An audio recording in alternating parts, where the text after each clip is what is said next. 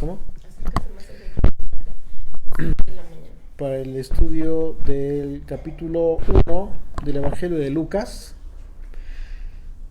Vamos a continuar con el recorrido de los evangelios, de verso por verso. Y bueno, vamos a empezar con este nuevo evangelio. Es un evangelio muy intenso con relación a las actividades del maestro. Y bueno, vamos a ver algunos aspectos nuevos, como ya lo saben, algunos aspectos que se conectan con los otros evangelios que están en armonía y algunos nuevos que no se registran en los otros textos. Pero bueno, siempre recorrer y recordar una vez más nos da la oportunidad de tener un nuevo entendimiento, una nueva perspectiva. Y en este caso, de acuerdo a Lucas, él mismo, como lo menciona en un principio, se dio a la tarea de llevar a cabo una buena investigación, una investigación muy profunda y en ese sentido nosotros pues tenemos que considerar recibir lo más importante de esta investigación que él llevó a cabo. Dice desde el capítulo 1, pero bueno, antes vamos a tener una oración, por favor. Vamos a hacer una oración para... Haz una oración, hijo, por favor. Sí. Señor, gracias por este día que nos has dado. Gracias por permitirnos estudiar tu palabra, Señor. Y por celebrar tu Shabbat. Bendícenos en el resto del día, Señor, y permite que podamos terminar el Shabbat. Bien, Señor. Gracias por este día que nos has dado. En nombre de Yeshua. Amén. Amén. Bueno, esperemos que sí se le haya entendido a mi hijo. Está medio muy acomodado. Pero bueno, dice versículo 1, puesto que ya muchos han tratado de poner en orden la historia de las cosas que entre nosotros han sido ciertísimas, tal como nos lo enseñaron los que desde el principio lo vieron con sus ojos y fueron ministros de la palabra. Aquí nosotros estamos viendo que el propio Lucas está haciendo una referencia acerca de, por principio de cuentas, de algo, de hechos, de acontecimientos que él cree, él da con toda certidumbre, de que fueron ciertísimos. Dice poner en orden la historia de las cosas que entre nosotros han sido ciertísimas, tal como nos lo enseñaron los que desde el principio lo vieron con sus ojos y fueron ministros de la palabra. Fueron servidores de la palabra, fueron servidores de llevar a cabo esta transmisión del evangelio de Yeshua, del buen mensaje que trajo el maestro. Me ha parecido también a mí, de haber investigado con diligencia todas las cosas desde su origen. Ok, si nosotros ponemos atención, las palabras de Lucas tienen un contexto muy importante. Aquí dice Lucas, dice, me ha parecido también a mí, de haber investigado con diligencia todas las cosas desde su origen, escribírtelas por orden, oh excelentísimo Teófilo.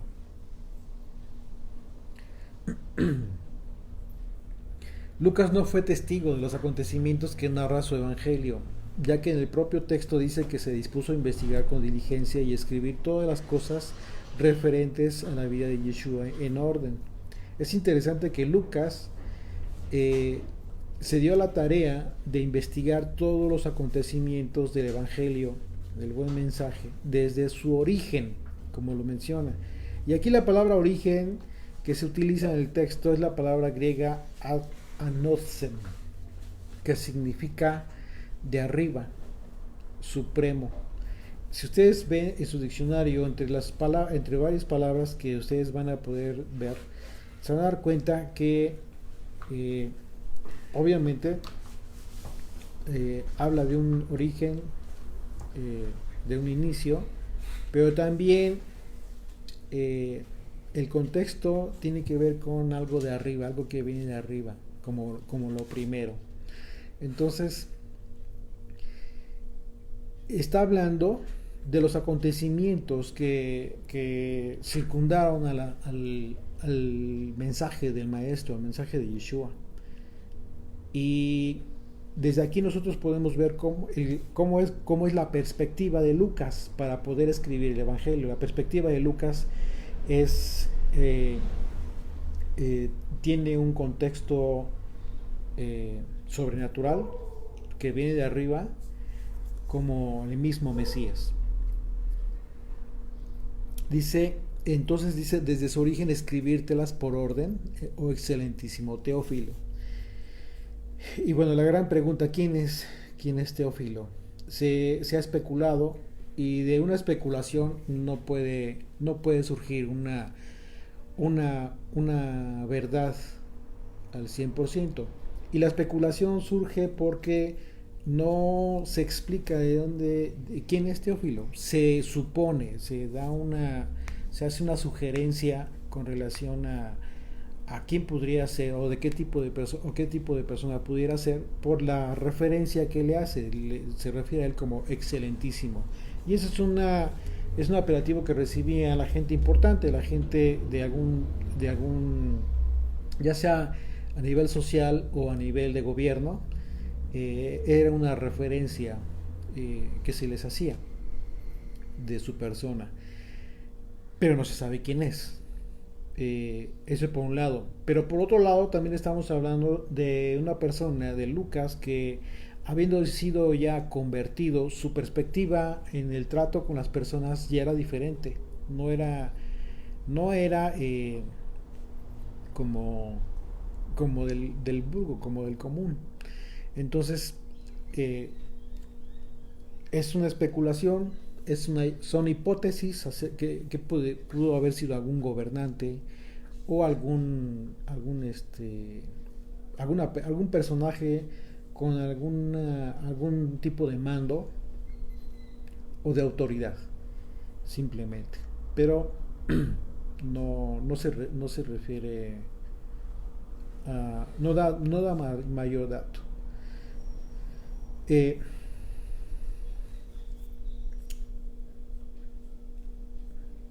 Pudiera ser algún creyente, porque se estaba dando incluso, como podemos ver en las cartas de Pablo.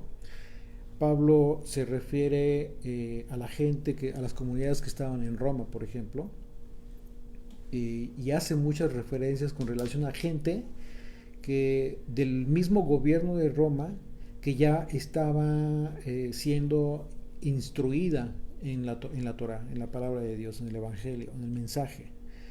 De manera que hay muchas hipótesis, pero a final de cuentas no se puede asegurar.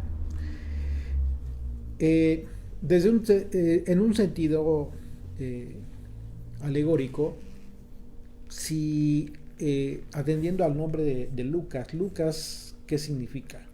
Lucas significa amigo de Dios, ¿sí? Es decir, cuando hablamos de esta persona que su nombre implica ser amigo de Dios, hay una alianza para ser amigo. Y esto puede incluirte a ti, puede incluirme a mí, como aquellos que estamos siendo amigos de Dios. Estamos siendo alianza con Él, con el Eterno, a través del pacto. En otro sentido, pues puede ver bien, esta carta pudo haber sido dirigida pues a todos nosotros como tal, como evangelio, en ese sentido, ¿no? ¿Por qué? Porque personalmente no se hace referencia específica a otra persona. Versículo 4. Para que conozcas bien la verdad desde las cosas en las cuales has sido instruido. ¿Ok? Aquí estamos confirmando que esta persona estaba siendo ya eleccionada acerca de la instrucción de la Biblia, de la Torá, del Evangelio y de las palabras de la enseñanza de Yeshua.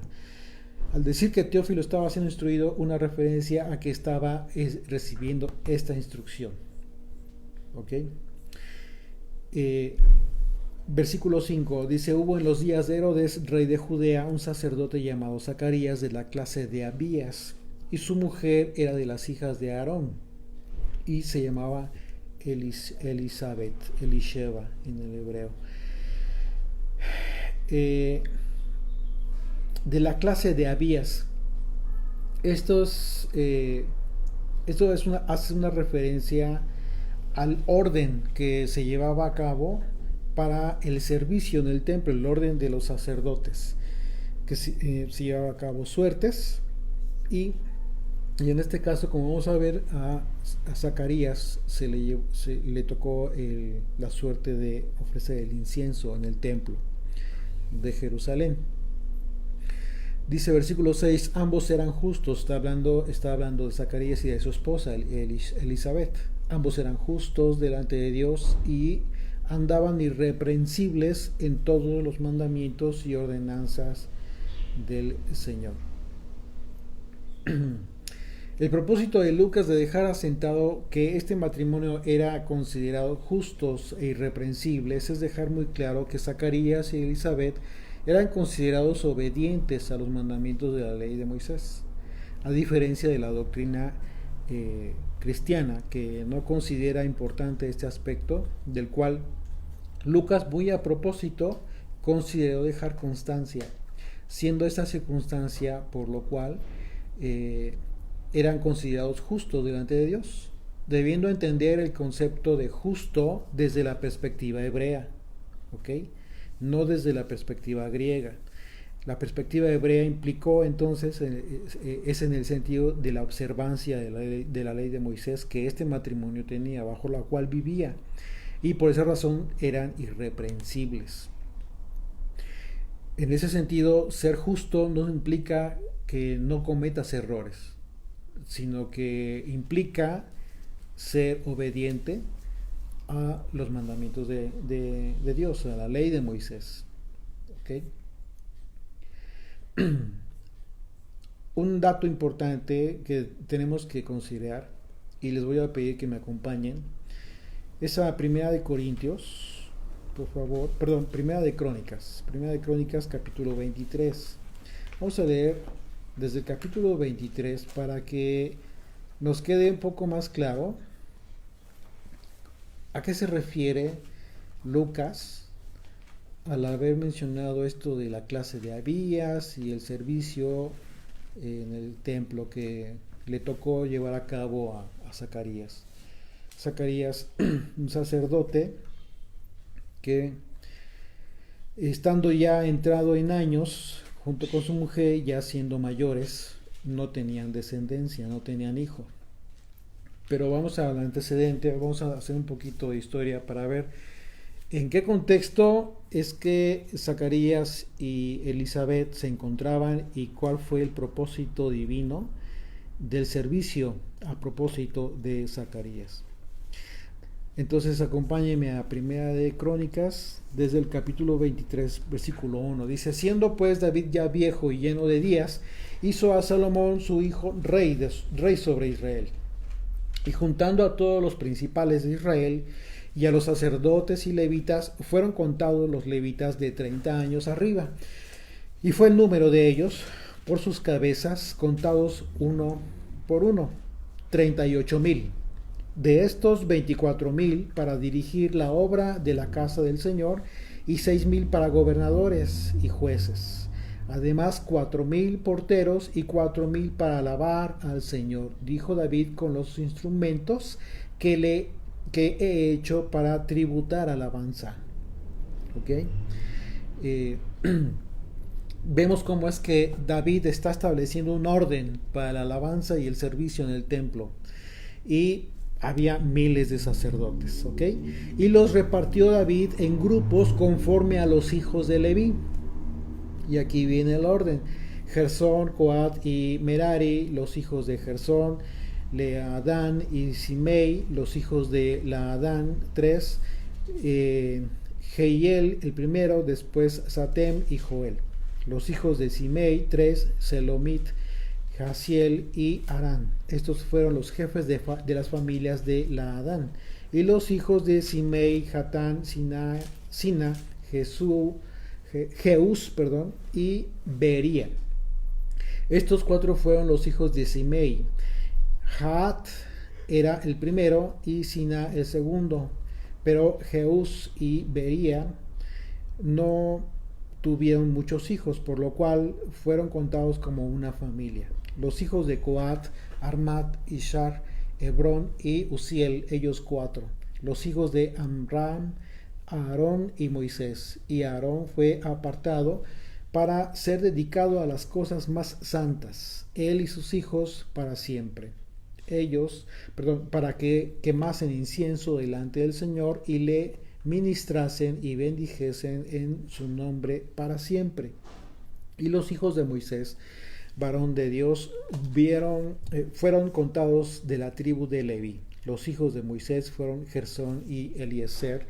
Hijo de Gersón fue Sebuel el jefe, e hijo de Eliezer fue Rehabías el jefe. Y Eliezer no tuvo otros hijos, mas los hijos de Rehabías fueron muchos. Hijo de Esar fue Selomit el jefe. Los hijos de Hebrón, Jerías el jefe, Amarías el segundo, Jaasiel el tercero y Jacamán el 4. Los hijos de Uziel, Micaía el jefe e Isías el segundo. Los hijos de Merari, Mealí y Musi. Los hijos de Maalí, Eleazar y Cis. Y murió Eleazar sin hijos, pero tuvo hijas, y los hijos de Cis, sus parientes, las tomaron por hijas. Por mujeres. Los hijos de Musi, Mahli, Edar y Jeremot, ellos 3. Estos son los hijos de Leví en las familias de sus padres, jefes de familias, según el censo de ellos, contados por sus nombres, por sus cabezas y de 20 años arriba, los cuales trabajaban en el ministerio de la casa del Señor, en el templo. Porque David dijo: el Señor Dios de Israel ha dado paz a su pueblo Israel, y él habitará en Jerusalén para siempre. Y también los levitas no tendrán que llevar más el tabernáculo y todos los utensilios para su ministerio. Así que, conforme a las postreras palabras de David, se hizo la cuenta de los hijos de Leví de 20 años arriba, y estaban bajo las órdenes de los hijos de Aarón para ministrar en la casa del Señor, en los atrios, en las cámaras y en la purificación de toda cosa santificada, y en los demás obras del ministerio de la casa del Señor. Versículo 29. Asimismo, para los panes de la proposición, para la flor de harina, para el sacrificio, para las hojuelas de levadura,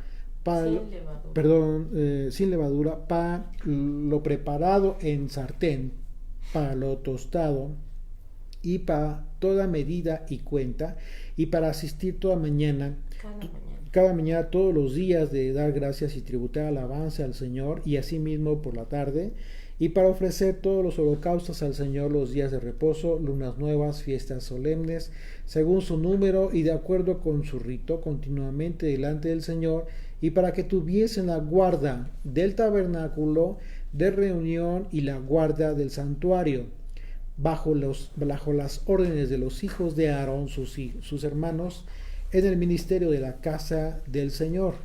También los hijos de Aarón fueron distribuidos en grupo. Los hijos de Aarón, Nadab, Abiú, Eliezer e Itamar, mas como Nadab y Abiú murieron antes que su padre y no tuvieron hijos, Eliezer e Itamar ejercieron el sacerdocio. Y David con Sadoc de los hijos de Eleazar y Ahimelech de los hijos de Itamar los repartió por sus turnos en el ministerio. Y de los hijos de Eleazar había más varones principales que de los hijos de Itamar. y los repartieron así: de los hijos de Eleazar, 16 cabezas de casas paternas, y de los hijos de Itamar por sus casas paternas, 8. Los repartieron pues por suertes, ¿ok? Aquí empiezan las suertes. Los unos con los otros, porque de los hijos de Eleazar y de los hijos de Itamar hubo príncipes del santuario y príncipes de la casa de Dios. Y el escriba Samaías, hijo de Satanael, de los levitas, escribió sus nombres en presencia del rey y de los príncipes y delante de Sadoc, el sacerdote, de Ahimelech, hijo de Abiatar, y de los jefes de las casas paternas de los sacerdotes y levitas, designando por suerte una casa paterna para Eleazar y otra para Itamar. La primera suerte tocó a Joiarib, la segunda Jedaías, la tercera Harim, la cuarta Soarim, la quinta a Malquías, la sexta Mijamín, la séptima Cos, la octava Abías. Esta es la suerte que estaba ocupando el sacerdote Zacarías, de acuerdo al texto del Evangelio de Lucas. Si ustedes se dan cuenta, aquí está registrada esta suerte. Ese es el orden que desde entonces continuó llevándose de acuerdo al orden establecido por David. Cuando hablamos de suertes no implica que la suerte que nosotros entendemos. Recordemos que las suertes, de acuerdo al orden de las cosas santas, tenía una implicación importante el Eterno para la designación divina de los turnos. Y esa es la razón por la cual el profeta Zacarías, el sacerdote Zacarías, precisamente en el momento preciso, fue como le tocó la suerte de llevar a cabo el servicio del incienso, y precisamente del incienso porque tiene una importancia específica con relación a las oraciones, lo que implica, ¿sí? Y todo lo que vamos a ver a continuación en el capítulo 1 de Lucas. Y continúa el capítulo. Ustedes lo pueden continuar viendo cómo es que se llevaba a cabo la distribución, y vemos más adelante cómo es que efectivamente, a través de los instrumentos que el propio David hizo para la alabanza del Señor, se profetizaba a través de la alabanza. Y este es el concepto original de la alabanza para Dios: entender en qué consiste la verdadera alabanza, en qué sentido debe ser una alabanza y cómo debemos de entenderla para que de esa manera cumpla su propósito. Pero bueno, entonces dice: hubo en los días de Herodes, rey de Judea, un sacerdote llamado Zacarías, de la clase de Abías, y su mujer de las hijas de Aarón, y se llamaba Elizabeth. Aquí podemos ver cómo es que hace referencia a este asunto del servicio en el templo. Y dice verso 6: ambos eran justos delante de Dios y andaban irreprensibles en todos los mandamientos y ordenanzas del Señor, pero no tenían hijo. Y aquí viene lo importante, ese es el asunto importante: no tenían hijo porque Elizabeth era estéril y ambos eran ya de edad avanzada. Zacarías y Elizabeth se encontraron en la misma condición que se encontraban Abraham y Sara, ya que ambas mujeres eran estériles hasta que recibieron la promesa de tener un hijo de forma sobrenatural, ya que ambas mujeres eran de edad avanzada. Y sin embargo, en este caso hubo un grado de incredulidad por parte de Zacarías cuando él fue avisado de este asunto. Versículo 8 dice: aconteció que, ejerciendo Zacarías el sacerdocio delante de Dios, según el orden de su clase, conforme a la costumbre del sacerdocio, le tocó en suerte ofrecer el incienso entrando en el santuario del Señor. ¿Ok? Aquí nosotros vemos cómo es que se está aplicando lo que desde el tiempo de David se estableció. ¿Sí? La conexión entre la condición de Zacarías y Elizabeth al no tener descendencia respecto de la suerte que le tocó a Zacarías, la suerte del incienso, de ofrecer el incienso, en el servicio del templo se encuentra en el hecho de que Zacarías le tocó en suerte ofrecer este servicio. El incienso, la quema del incienso en el templo, cumplía un propósito muy importante. Esto es importante porque Zacarías y Elizabeth oraron por largo tiempo. De alguna manera está conectado. Oraron por largo tiempo para que el Señor les diera un hijo, pues la cultura hebrea, en el asunto de la descendencia, es un asunto muy importante. Y el no tener descendencia, el no tener hijos, representa una afrenta. Y por esa razón, vamos a ver al final del capítulo cómo es que Zacarías ora y da gracias, y cómo es que en su afrenta el Señor lleva a cabo este milagro. De manera que es precisamente lo que representa el incienso del que Zacarías estaría a cargo en el templo. El incienso representa entonces, ¿qué representa? Las oraciones de los santos delante del trono de Dios.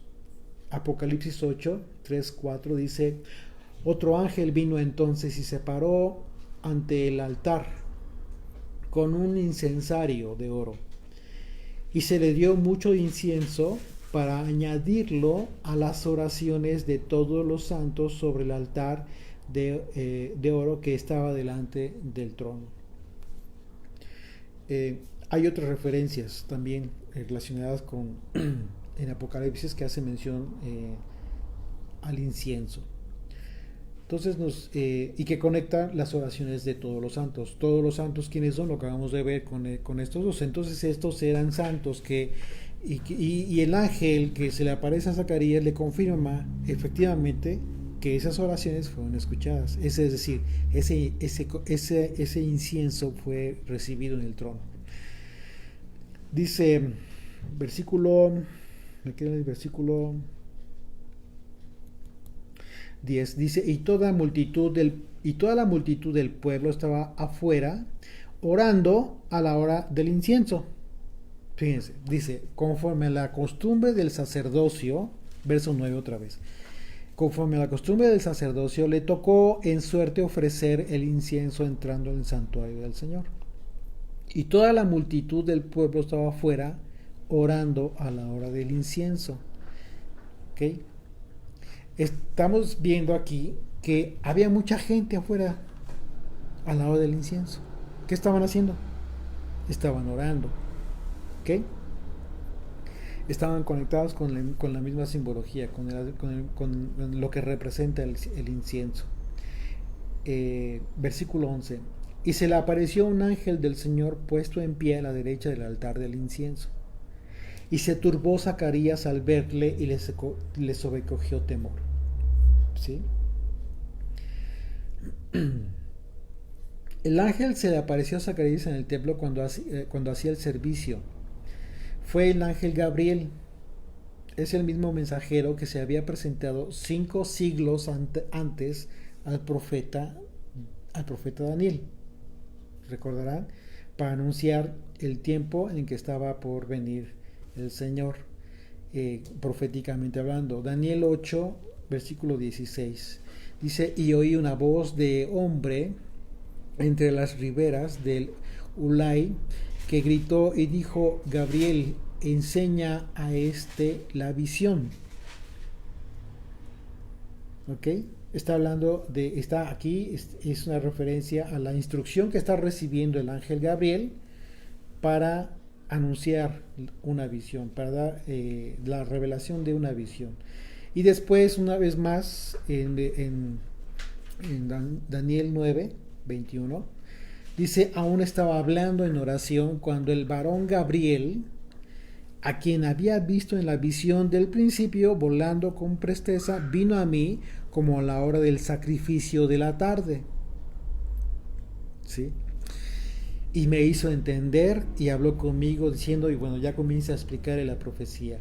Entonces aquí vemos cómo es que es el mismo ángel, es el mismo malaj, en el hebreo enviado, que se le presenta a Zacarías, una vez más. Dice, versículo 13, pero el ángel le dijo, Zacarías, no temas, porque tu oración ha sido oída. ¿Ya viste? Tu oración ha sido oída y tu mujer Elizabeth te dará a luz un hijo y llamarás su nombre Juan.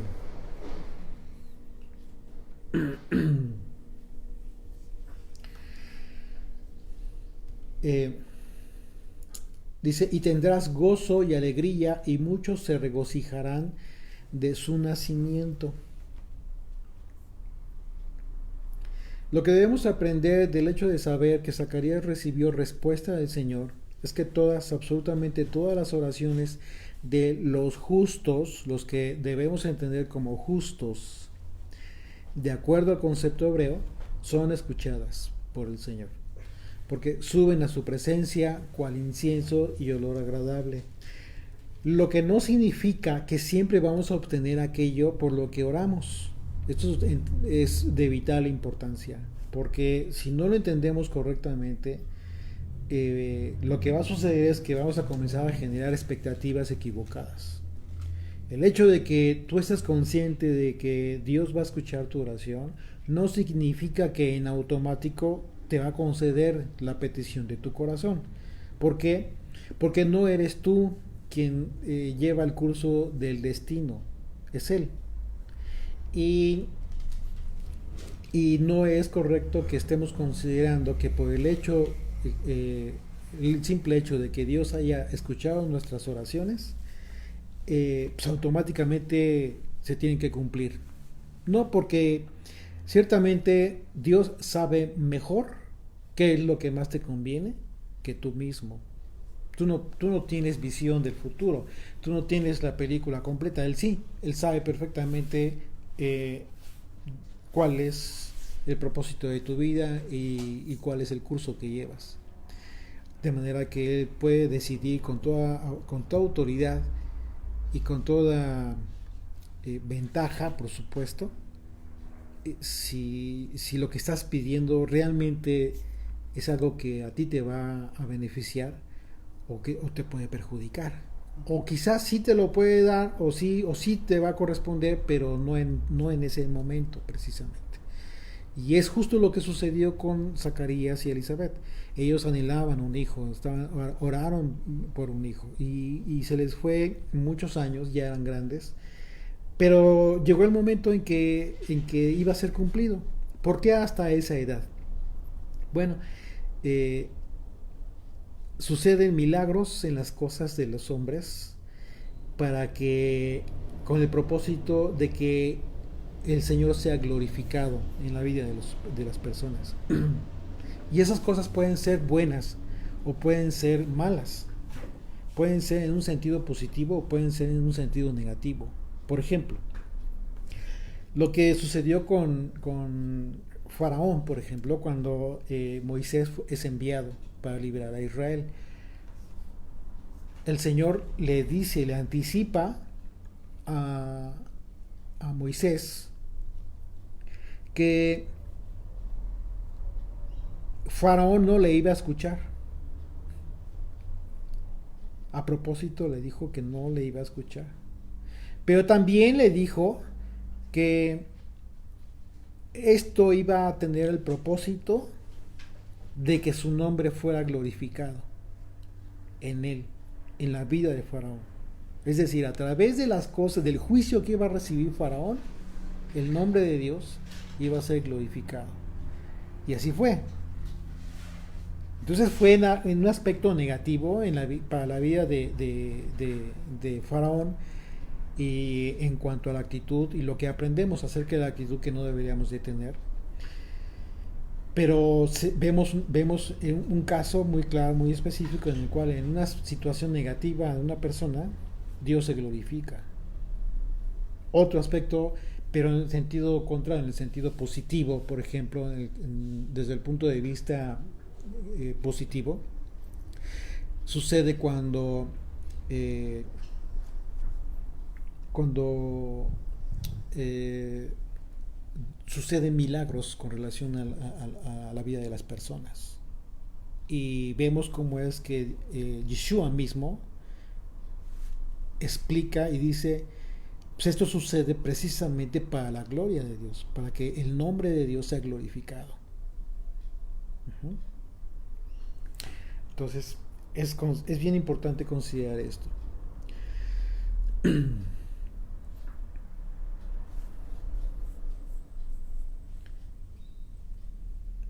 Verso 15 de Lucas 1 dice, porque será grande delante de Dios.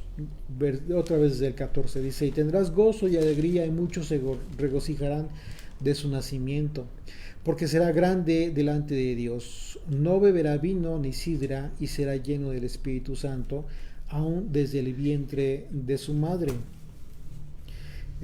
Aquí vemos claramente cómo es que está haciendo una referencia el ángel a la característica que iba a tener Juan el Bautista. Estamos hablando de Juan el Bautista, el bebé de Zacarías, el hijo de Zacarías y Elizabeth. El ángel le dijo a Zacarías que su hijo no bebería vino ni sidra y que sería lleno del Espíritu de Dios, porque sería un nazareo. Esto lo vemos en Números capítulo 6.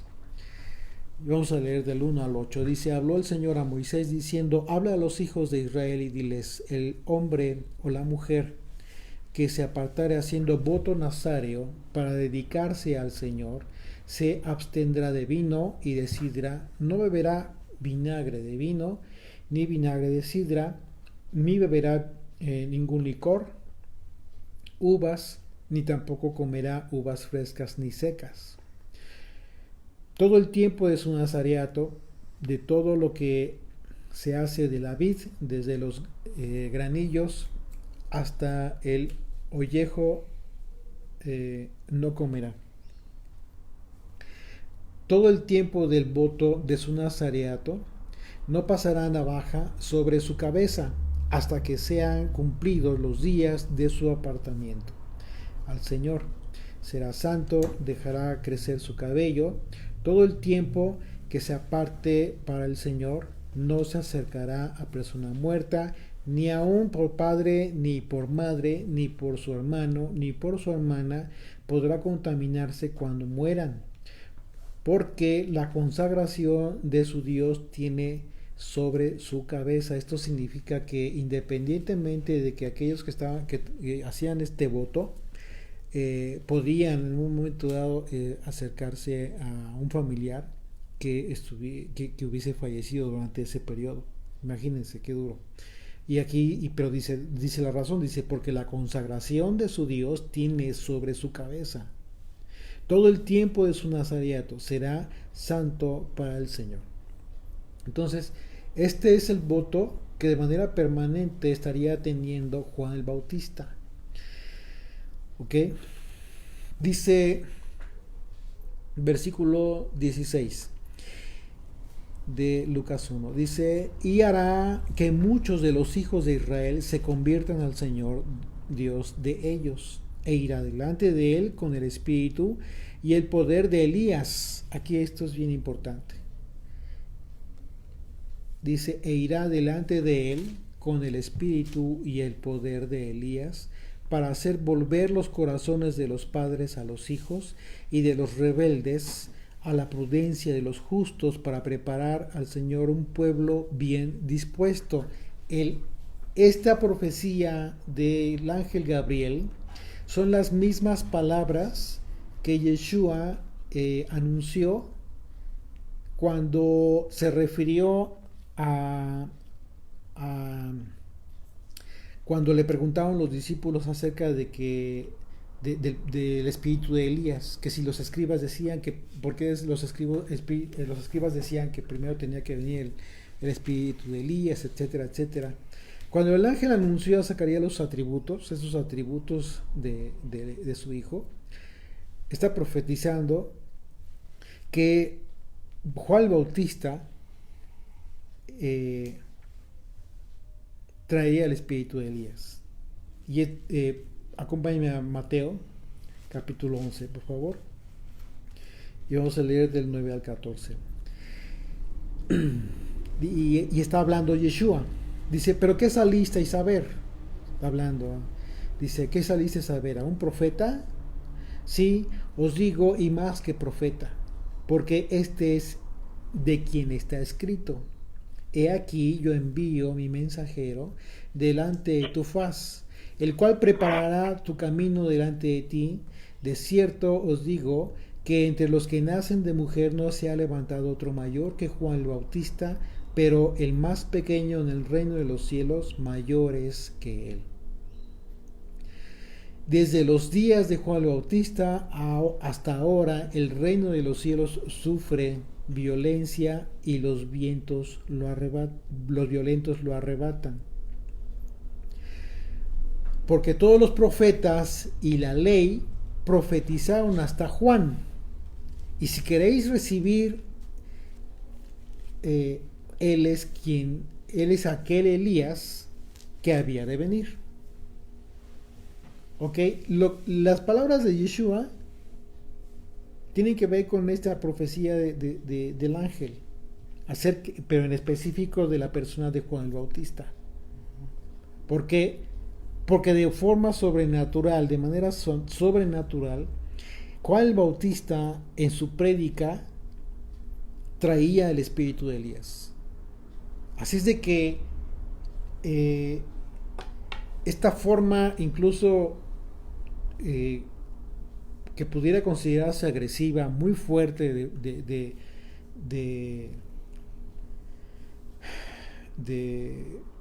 llevar a cabo su ministerio por parte de Juan el Bautista, en realidad tuvo un propósito divino. O sea, no, aquí tendríamos que tener mucho cuidado de juzgar la forma en cómo lo hizo. Porque si estamos viendo que desde antes de nacer el ángel le está advirtiendo a Zacarías que este niño desde el vientre de su madre ya traía el espíritu, un espíritu sobrenatural, el espíritu de Dios, y en su prédica estaría respaldándolo el espíritu de Elías. ¿Sí? Imagínate, lo que estamos viendo, lo que estamos viendo con mucha claridad es el poder sobrenatural de las palabras de Juan el Bautista. Arrepentíos porque el reino de los cielos se ha acercado. Y bueno, no por nada estaba llevando a cabo los bautizos como un nuevo comienzo para todo el pueblo judío que se encontraba en ese momento. Es decir, entendiendo que el pueblo que tenían la necesidad espiritual de renovar votos, de hacer una alianza verdadera de arrepentimiento, de Teshuvah con relación a la fe del Dios de Israel. ¿Okay? Y bueno, una vez más, antes de que esto sucediera, lo que el ángel también está hablando, o sea, son palabras que repercuten para que después fueran repetidas por Yeshua, pero también tiene que ver con una profecía ya previamente anunciada, Malaquías 4:6. Él hará volver el corazón de los padres hacia los hijos y el corazón de los hijos hacia los padres, no sea que yo venga y hiera a la tierra con maldición. ¿De qué está hablando? Desde el versículo 5 dice, he aquí yo envío el espíritu de Elías antes que venga el día del Señor grande y terrible. Entonces, esta profecía está anunciando este evento, este aspecto espiritual que se iba a estar moviendo a partir del nacimiento de Juan el Bautista. Entonces, con todo el poder y con toda la autoridad, Juan el Bautista estaría llevando a cabo un ministerio desde su nacimiento, desde antes incluso. Imagínense lo importante que es continuar considerando y continuar meditando en este aspecto muy importante, la vida de Juan el Bautista y la prédica que él llevó a cabo y la forma en que la hizo. Muy dura, sí, pero quizás muy necesaria también. Verso 18 de Lucas 1, dijo Zacarías al ángel, ¿en qué conoceré esto? Porque yo soy viejo y mi mujer es de edad avanzada. Pero aquí esta expresión de Zacarías denotó cierta incredulidad, y esa es la razón por la cual el ángel le dijo, yo soy Gabriel. ¿Okay? Él no dijo, no trató de darle una explicación, no, simplemente lo primero que le dijo así, como en un son de autoridad, dice, respondiendo el ángel le dijo, yo soy Gabriel, que estoy delante de Dios y he sido enviado a hablarte y darte estas buenas nuevas. O sea, imagínense que es una especie como de regaño para Zacarías por esta situación. Y entonces, bueno, ahora, ¿por qué es importante considerar esto? ¿Qué significa Gabriel?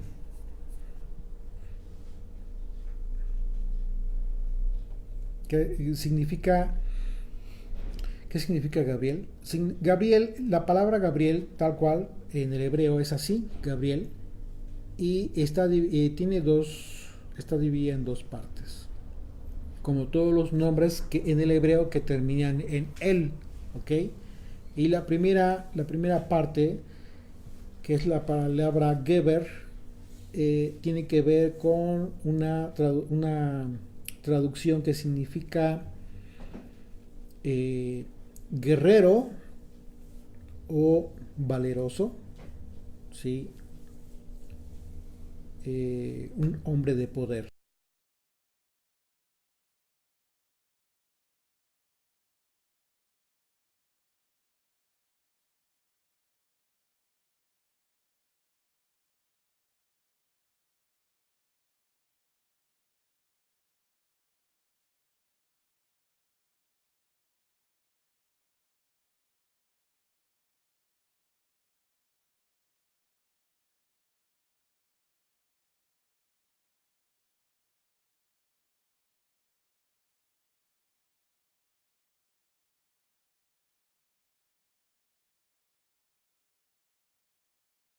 Cualquier ángel, no era cualquier enviado, era un ángel, o es un ángel que tenía un poder sobrenatural, un poder muy importante que está delante de Dios y que tenía un propósito. Y y cuando le dice yo soy Gabriel, imagínense, se lo está diciendo a un sacerdote. Imagínense si Zacarías en ese momento no vino a su mente de inmediato cuando le dijo, yo vengo a darte buenas nuevas. Pues obviamente el pasaje del profeta Daniel. ¿Qué fue lo que sucedió con Daniel? Que le dijo, vengo a darte la explicación de esta visión. ¿Ok?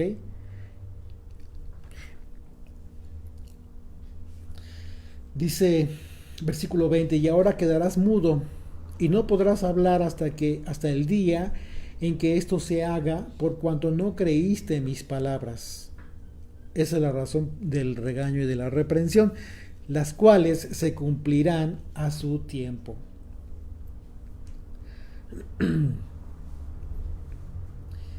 Ok, entonces es el nombre, ¿sí? Y en su caso, pues la consecuencia de haber dudado de las palabras del ángel, del enviado. Dice el versículo 21, y el pueblo estaba esperando a Zacarías y se extrañaba de que él se demorase en el santuario. ¿Se acuerdan como al principio leímos que el pueblo estaba afuera a la hora de la oración?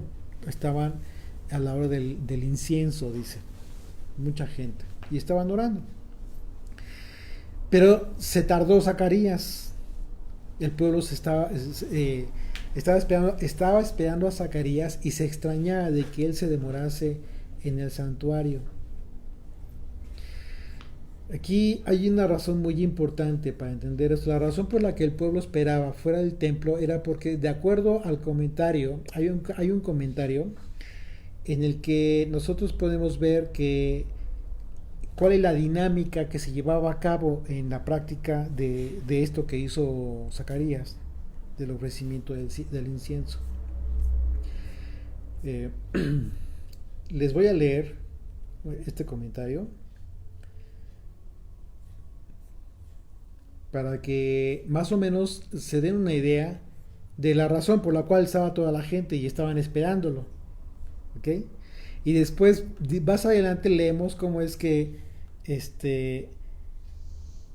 no les pudo hablar. Dice que no les pudo hablar.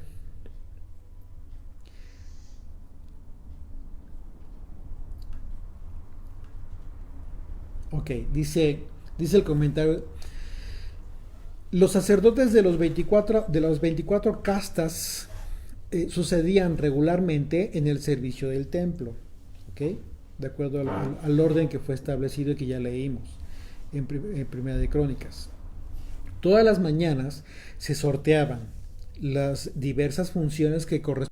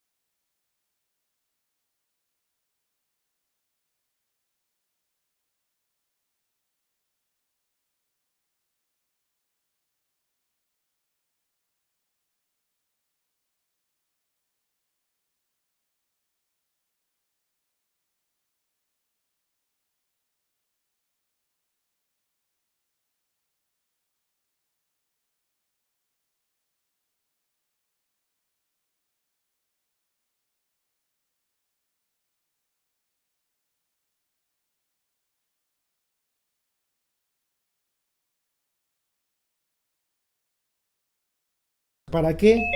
Pues para recibir la oración. Ok, creo que...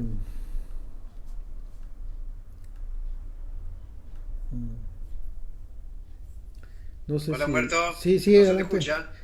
Sí, ¿me escuchan? Perdón. Ok, ¿ya me escuchan? Ya lo activé.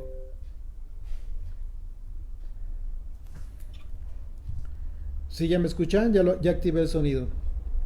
Sí, sí, Ok. se escucha. Ok, algo pasó. Les digo que estamos teniendo todavía problemas con la internet. Sí, sí, tal cual. Hay un poquito de corte, Sí. pero sigamos. Ok, muchas gracias, Hasta, muchas gracias. hasta dónde. ¿Qué va a hacer?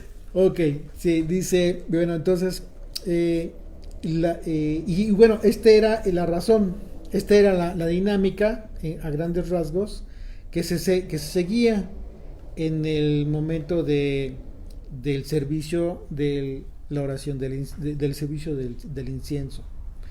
Entonces, por eso dice, el pueblo esperaba a Zacarías y se extrañaba de que él se demorase en el santuario. Pero cuando salió no les podía hablar, es decir, no les pudo dar la bendición. Y comprendieron que había visto visión en el santuario.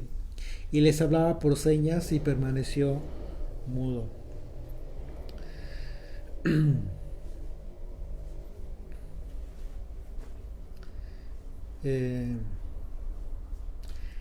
Dice, y cumplidos los días de su ministerio, se fue a casa. Después de aquellos días concibió su mujer Elizabeth y se recluyó en casa por 5 meses, diciendo, así ha hecho conmigo el Señor en los días en que se dignó quitar mi afrenta entre los hombres. ¿Ok? Versículo 26. El 6º mes, el ángel Gabriel fue enviado por Dios, una vez más, a una ciudad de Galilea llamada Nazaret, a una virgen desposada con un varón que se llamaba José, de la casa de David, y el nombre de la virgen era María. Y entrando el ángel en donde ella estaba, dijo, salve muy favorecida, el Señor es contigo, bendita tú entre las mujeres. Mas ella, cuando le vio, se turbó por su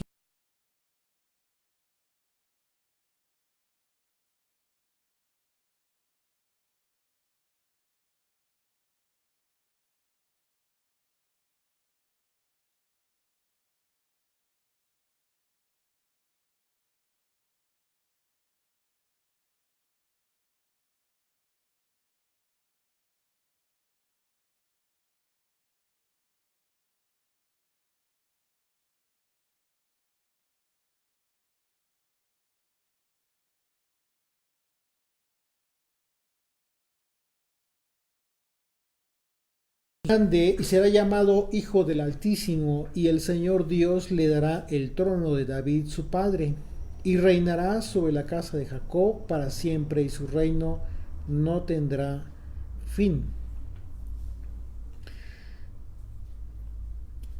Estas últimas palabras del ángel tienen que ver con lo que anunció el profeta Isaías.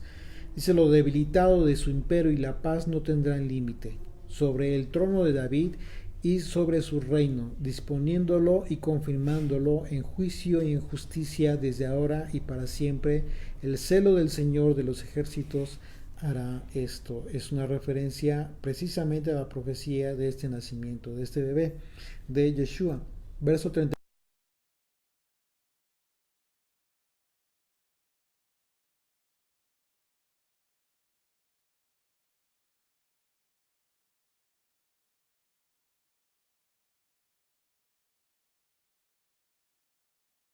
Por eso no podía pensarse que fue una duda.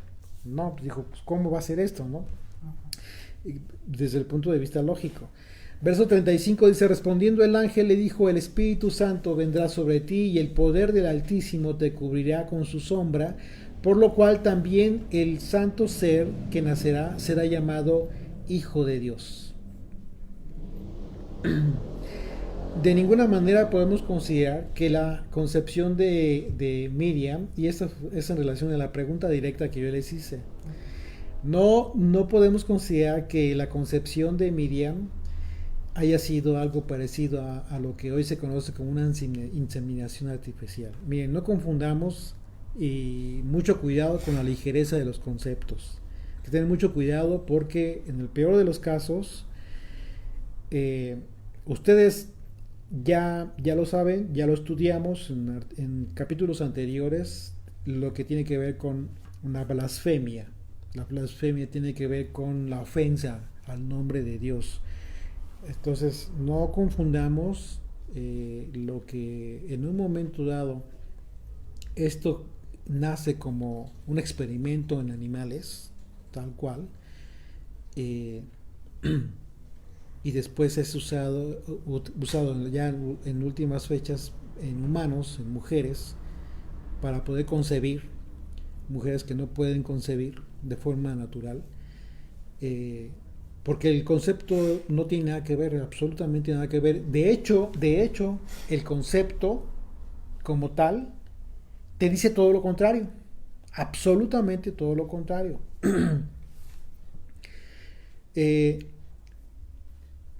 Por un lado vemos que en la concepción de Miriam careció de semilla humana. No hubo semilla humana. ¿Ok? No hubo semilla humana.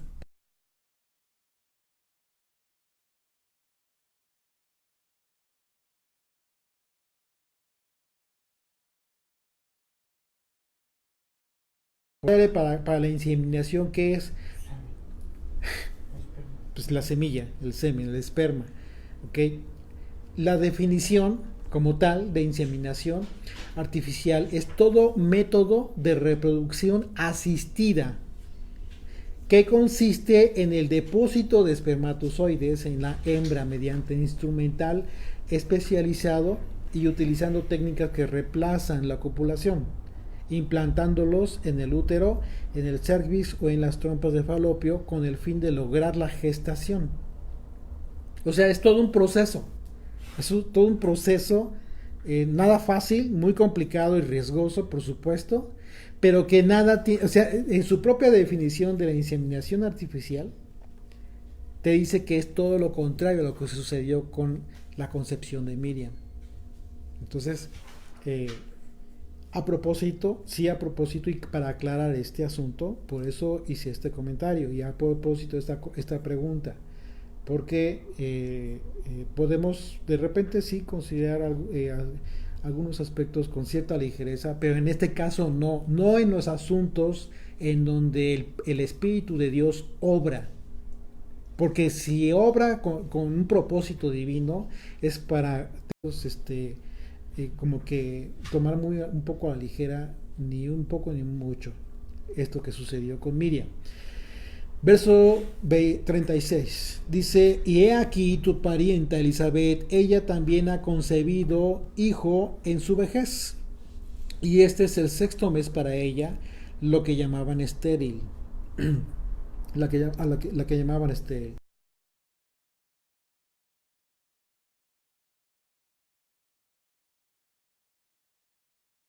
Del Señor, hágase conmigo conforme a tu palabra.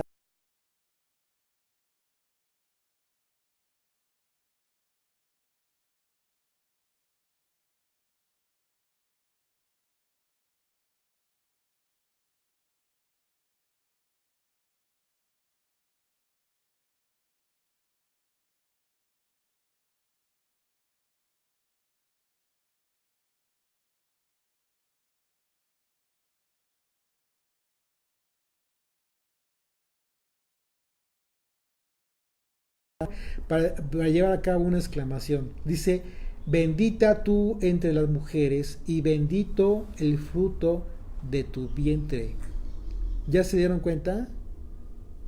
La pregunta es: ¿en qué momento se enteró Elizabeth? ¿Quién le dijo? ¿El espíritu?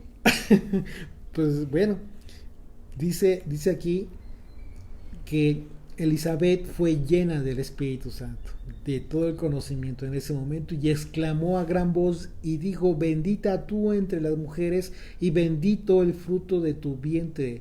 Está hablando de Yeshua, del fruto del vientre de María. Dice: ¿por qué se me concede esto a mí, que la madre de mi Señor venga a mí? ¿Ok? Fíjate cómo está refiriéndose. Porque tan pronto como llegó la voz de tu salutación a mis oídos, la criatura saltó de alegría en mi vientre. Y bienaventurada la que creyó, porque se cumplirá lo que le fue dicho de parte del Señor. Entonces María dijo: engrandece mi alma al Señor, y mi espíritu se regocija en Dios mi Salvador, porque ha mirado la bajeza de su sierva, pues he aquí, desde ahora me dirán bienaventurada todas las generaciones, porque me ha hecho grandes cosas el poderoso.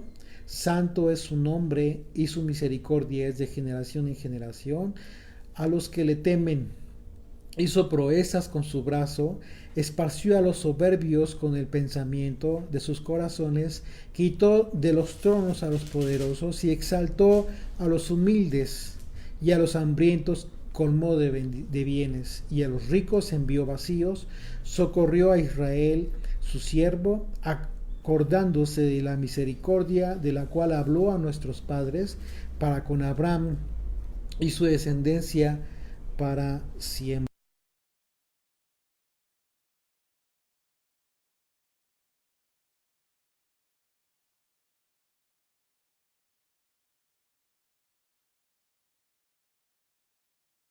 Dos aspectos. Primero, por principio de cuentas, María está recordando, está citando una, eh, una oración que ustedes pueden ver en 1 Samuel, capítulo 2, desde el versículo 1. Es la versión de Ana, se le conoce como el cántico de Ana.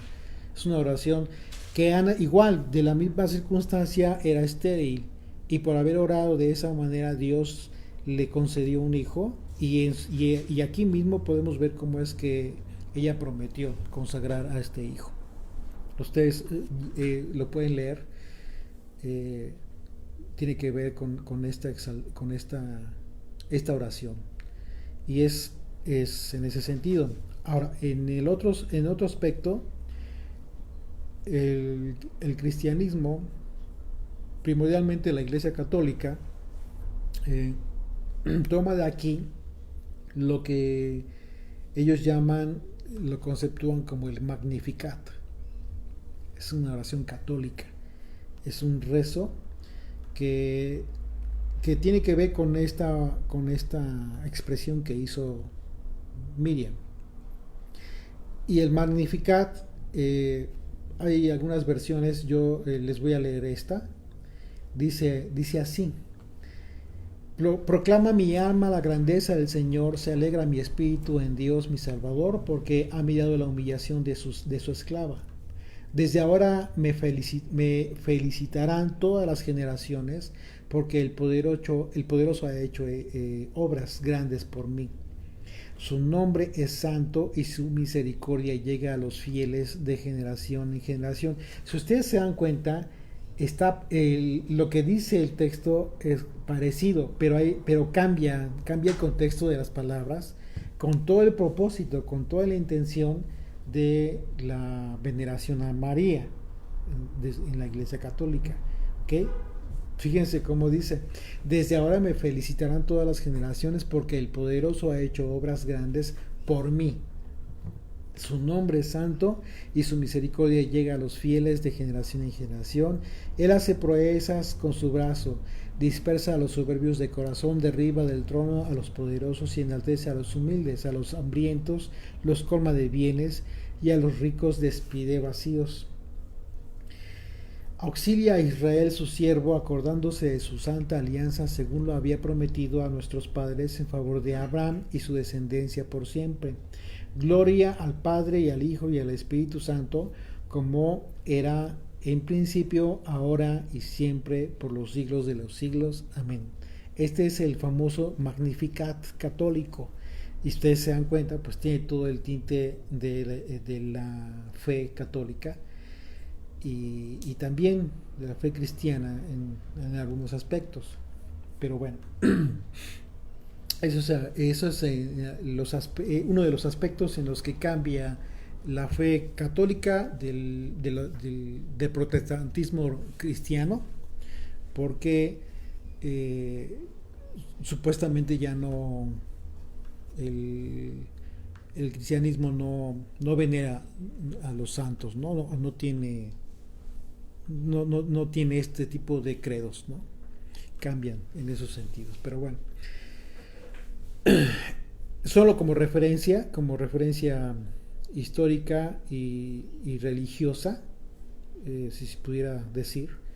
Sin embargo, habría que atender al contexto correcto de la oración que hizo Miriam, de esta exclamación, que es una alabanza de gratitud al Señor, pero con toda la humillación, con toda la humildad. Dice: porque ha mirado la bajeza de su sierva, ¿sí? Pues he aquí, desde ahora me dirán bienaventurada todas las generaciones. O sea, es en otro sentido, en otro contexto, y no dice porque me ha hecho grandes cosas el poderoso. Y el Magnificat te dice, porque ha hecho grandes cosas por mí. ¿Ok?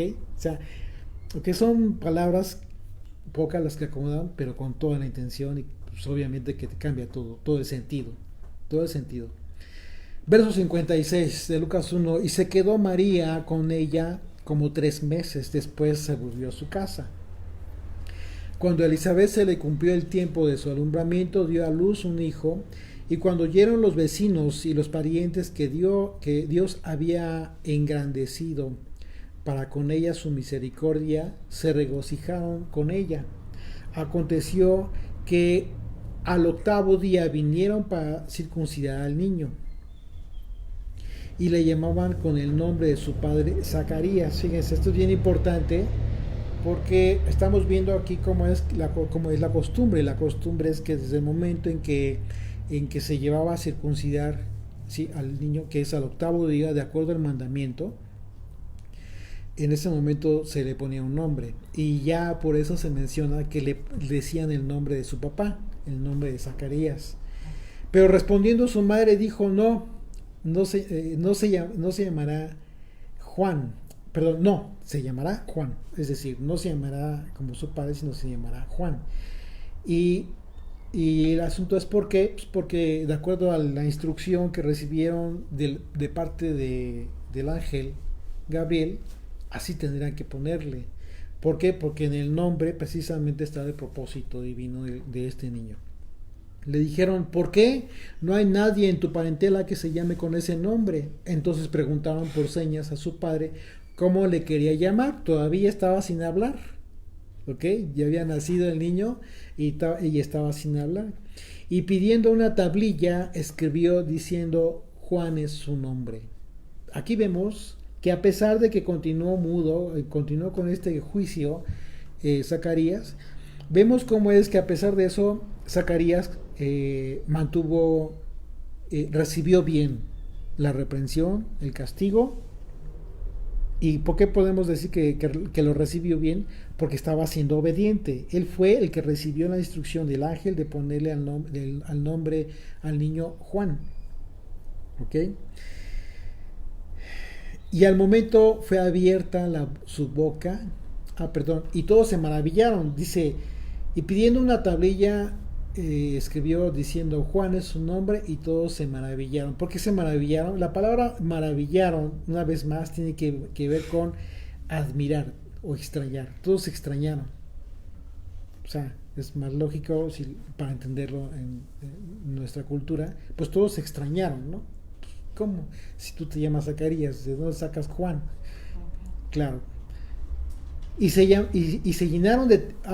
y dice verso 64, al momento fue abierta su boca y suelta su lengua, y habló bendiciendo a Dios. Lo primero que hizo Zacarías, en el momento que pudo hablar, fue bendecir a Dios. Antes de que Zacarías pudiera hablar, escribió en una tablita el nombre que tendría que ponérsele por nombre a su hijo. Esto en total obediencia al mandamiento, a la instrucción que recibió del ángel Gabriel. Esto implicó una restauración en Zacarías para recuperar su habla. Y como consecuencia, lo primero que habló fueron palabras de alabanza a Dios para bendición. ¿Sí? Lucas 1:64 dice, al momento fue abierta su boca y suelta su lengua, y habló bendiciendo a Dios. Como consecuencia de haber recuperado el habla, Zacarías profetizó acerca de la vida de su hijo respecto al propósito en el plan de redención para Israel. Porque a continuación, efectivamente, lo que hace Zacarías fue precisamente profetizar. Verso 65, y se llenaron de temor todos sus vecinos, y en todas las montañas de Judea se divulgaron todas estas cosas, y todos los que oían las guardaban en su corazón, diciendo, ¿quién pues será este niño? Y la mano del Señor estaba con él. Verso 67, y Zacarías su padre fue lleno del Espíritu Santo y profetizó, diciendo, Bendito el Señor Dios de Israel, que ha visitado y redimido a su pueblo, y nos levantó un poderoso Salvador en la casa de David, su siervo, como habló por boca de sus santos profetas que fueron desde el principio, salvación de nuestros enemigos y de la mano de todos los que nos aborrecieron, para hacer misericordia con nuestros padres y recordarse de su y acordarse de su santo pacto, del juramento que hizo Abraham nuestro padre, que nos había de conceder, que librados de nuestros enemigos, sin temor le serviríamos en santidad y en justicia delante de él todos nuestros días. Y tú, niño, profeta del Altísimo serás llamado, porque irás delante de la presencia del Señor para preparar sus caminos, para dar conocimiento de salvación a su pueblo, para perdón de sus pecados, por la entrañable misericordia de nuestro Dios, con que nos visitó desde lo alto la aurora, para dar luz a los que habitan en tinieblas y en sombra de muerte, para encaminar nuestros pies por camino de paz. Y el niño crecía y se fortalecía en espíritu y estuvo en lugares desiertos hasta el día de su manifestación a Israel. Imagínense la importancia y el peso de responsabilidad que tuvieron estos padres, que a esa edad, ya edad avanzada, iban a empezar a criar. Pero bueno, en esta gran labor, por supuesto que el Espíritu de Dios continuaría en este niño. De manera que este es el primer capítulo del Evangelio de Lucas, que seguramente será muy muy interesante en su recorrido. Bendito Rey, gracias por esta oportunidad que nos das de continuar estudiando tu palabra, de continuar aprendiendo, de mostrarnos los acontecimientos históricos y proféticos que están registrados, Señor, en tu palabra. Porque esto es importante para que nosotros tengamos un fortalecimiento en la convicción de nuestra fe, a fin de que tengamos conciencia de las obras maravillosas que tú has hecho, Señor, a tu pueblo Israel. Permítenos mantenernos fieles, Señor, en la convicción de permanecer unidos al pacto, Señor, al pacto de alianza que indiscutiblemente nos adhiere también a las promesas y a los pactos de tu pueblo, Señor. Nos sentimos muy agradecidos y muy bendecidos, y por supuesto sin merecerlo, Señor, porque nos estás injertando al buen olivo, a Israel, a la simiente santa, natural, que desde el principio tú destinaste para que te sirviera, Señor, para que te adorara, para que te alabara, para hacer luz a las naciones. Permítenos cumplir nuestro propósito, Señor. Permite que de la misma manera en que tú dispusiste y predestinaste el fruto del vientre de Elizabeth, también todos nosotros seamos parte de esa bendición, Señor. Como Israel, como tu primogénito, como tu hijo.